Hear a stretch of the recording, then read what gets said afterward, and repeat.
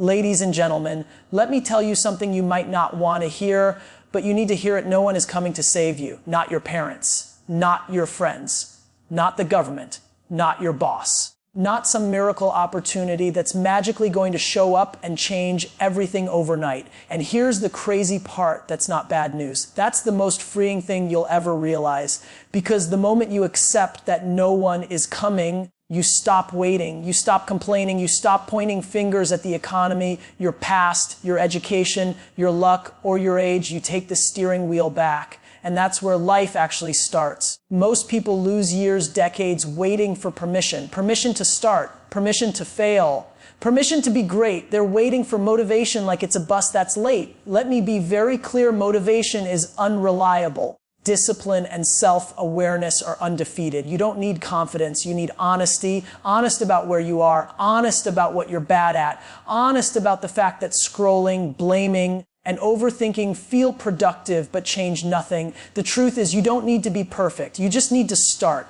Ugly, slow, embarrassing, start anyway. Radical personal responsibility is the moment everything changes, because it forces you to stop looking outside and start looking in. Most people live their entire lives believing their situation is happening to them, not realizing how much of it is happening because of them. The economy, the family they were born into, the people who hurt them, the opportunities they didn't get, these things are real, but they are not the decision makers anymore unless you allow them to be. The second you take full responsibility, you take your power back. Personal responsibility doesn't mean blaming yourself for things that weren't your fault. It means accepting that regardless of how you got here, you are now in charge of what happens next. That mindset shift is uncomfortable because it removes the safety net of excuses. When you stop blaming others, there's nowhere to hide. Every result becomes feedback. Every failure becomes information. That's when growth accelerates. The reason this principle works so fast is because it changes behavior instantly. When you believe you are responsible, you move differently. You stop waiting for motivation and start building habits. You stop complaining about lack of opportunity and start creating your own. You stop asking who should help you and start asking what you can do with what you already have. That internal switch turns ordinary people into dangerous competitors. Most people don't fail because they lack talent or intelligence. They fail because they outsource responsibility. They give their power to bosses, systems, circumstances, and other people's opinions. Radical responsibility brings that power back home. It reminds you that even your reactions are a choice. How you respond to rejection, delay, criticism, and failure will shape your future far more than the events themselves. This mindset also builds resilience. When something goes wrong, instead of collapsing emotionally or getting bitter, you analyze, you adjust, you move forward. You become anti-fragile because you no longer see obstacles as personal attacks, but as part of the process. Life stops feeling unfair and starts feeling actionable. The hardest part about radical responsibility is that it removes the illusion of being stuck. Being stuck is comfortable because it gives you a reason not to act. Responsibility removes that comfort and replaces it with accountability. That's why most people resist it.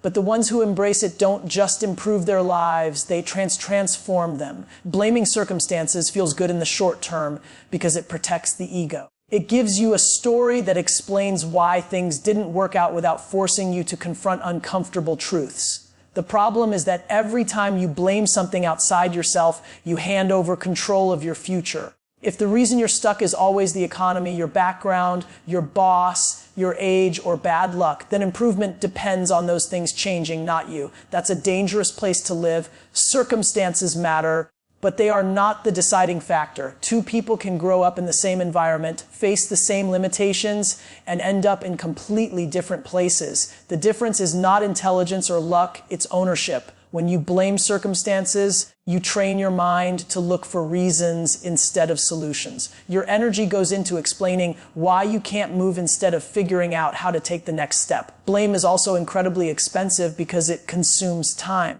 Years pass while people wait for conditions to become perfect. They wait for support, for approval, for the right moment. Meanwhile, others with fewer resources and more obstacles are quietly building momentum. Progress doesn't require ideal conditions, it requires movement. Even small actions compound when taken consistently. Another hidden cost of blame is bitterness. When you constantly tell yourself that the world is unfair to you, resentment builds. That resentment leaks into your work, your relationships, and your mindset. You stop seeing opportunities because you're too focused on injustices. The world may not be fair, but fairness is not the currency of success. Value, effort, and consistency are. Letting go of blame doesn't mean ignoring reality. It means refusing to let reality paralyze you. You can acknowledge that something is hard without using it as an excuse. You can accept that you started behind without deciding to stay there. The moment you replace blame with curiosity, asking, what can I do next, you regain momentum. The truth is, blaming circumstances is often just fear in disguise. Fear of failing, fear of being judged, fear of discovering your own limits. But when you stop blaming and start acting, you realize that action itself creates confidence. Not thinking, not talking, doing, and once you experience that shift, you'll never want to give your power away again. Self-awareness is the foundation of real progress because it tells you the truth even when the truth is uncomfortable. Motivation feels exciting, but it's temporary and emotional. It comes and goes based on mood, energy, and outside validation. Self-awareness, on the other hand, is stable. It helps you understand who you are, how you actually behave, and why you keep getting the same results over and over again.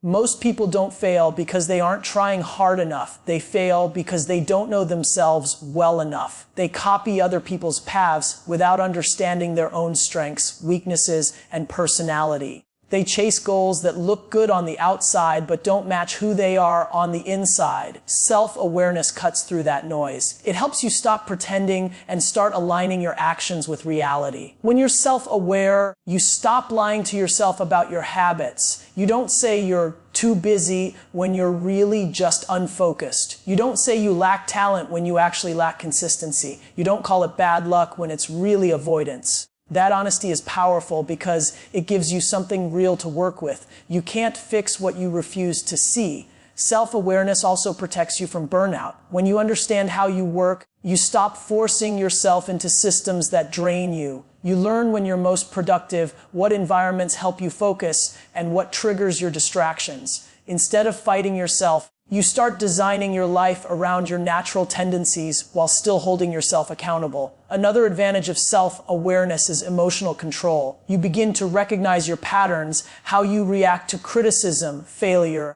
or pressure. Instead of exploding, quitting, or shutting down, you pause. You respond intentionally. That ability to manage your reactions gives you a massive edge in both personal and professional life. Motivation can push you for a day or a week, but self-awareness builds sustainability. It turns growth into a process rather than a hype moment. When you truly understand yourself, you stop chasing feelings and start building systems. And systems, not emotions, are what create long-term success. Small daily actions are powerful because they remove pressure and replace it with progress. Most people overestimate what they can do in a day and underestimate what they can do in a year. They wait for a massive breakthrough moment, a surge of confidence, or a perfect plan before they begin. That waiting is what keeps them stuck. Big emotional decisions feel productive, but they rarely last. Small actions repeated daily quietly change everything. Consistency beats intensity because intensity depends on mood. When you rely on big bursts of energy, you become inconsistent. Some days you're all in, and other days you disappear. Small actions don't require hype. They require commitment. Showing up for 30 minutes every day will always outperform showing up for 5 hours once a month. Momentum is built through repetition, not drama. Daily actions also build identity.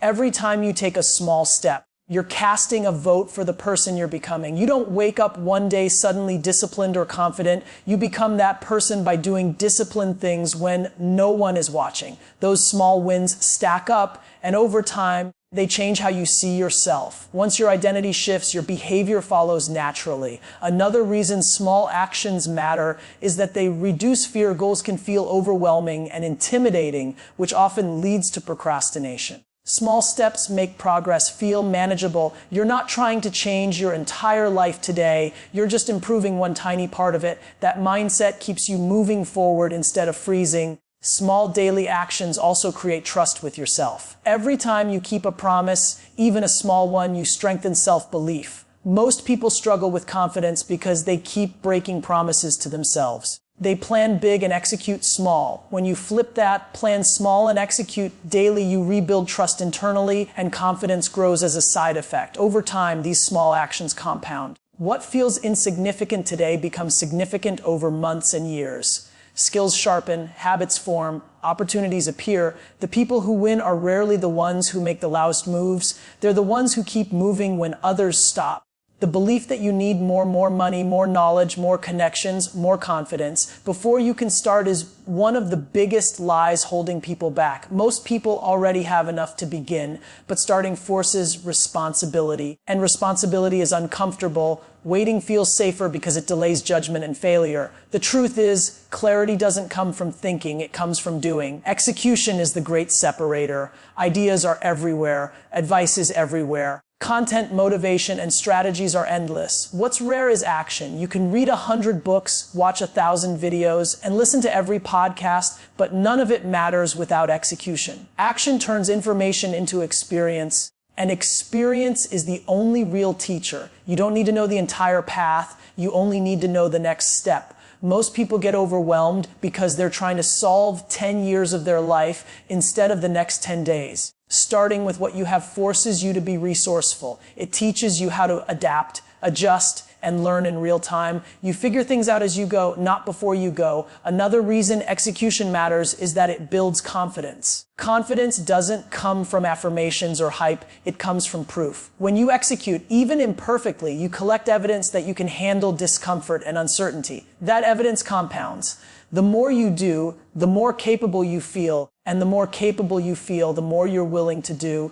Perfectionism is often disguised fear. People say they're preparing when they're really avoiding exposure. Execution destroys perfectionism because once you're in motion, feedback becomes more valuable than fantasy. You stop asking, what if it fails, and start asking, how do I make it better? Starting with what you have also keeps you grounded in reality. You stop comparing your beginning to someone else's middle. You focus on progress instead of optics. That mindset keeps you consistent and resilient. The people who change their lives aren't the most prepared or the most talented. They're the ones who move first and adjust later. They understand that waiting for perfect conditions is the fastest way to stay exactly where you are. No one is coming to save you, and that truth is your greatest advantage. The moment you take responsibility, drop the excuses, understand yourself, commit to small daily actions, and execute with what you already have, everything shifts. You don't need permission or perfect timing. You need ownership. Start now, stay consistent, and let your actions prove what you're capable of becoming. Thank you.